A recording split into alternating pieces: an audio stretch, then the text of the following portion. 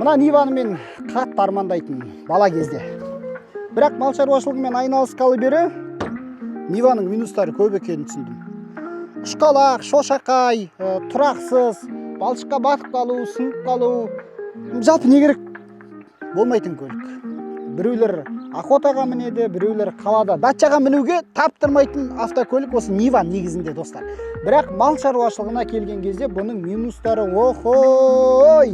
Жіпке тізіп іліп қоюға болады. Ана кір жайғанда іліп қояды ғой, дізіп киімдерді. Сол сияқты бұның минустарын іліп қоюға болады. Бір плюсы бар, шетелдік автокөліктерге қарағанда басқа арзан бағасы. Бірақ қанды ішіп қоятын көліктердің бірі. Нива туралы сіз не ойлайсыз? Нива шынымен де ел мақтағандай, жұрт жақтағандай сұмдық көлік пе? Қалаған жерге апаратын, қалаған жерге жеткізетін.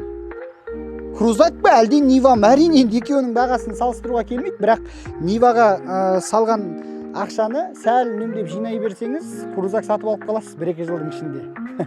Сондықтан да қалай ойлайсыз?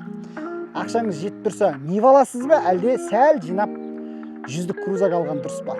Комментарийге өз ойларыңызды жазып кетіңіздер. Сөйлеген Қараторғай, Дала Кемп парақшасы сіздер үшін.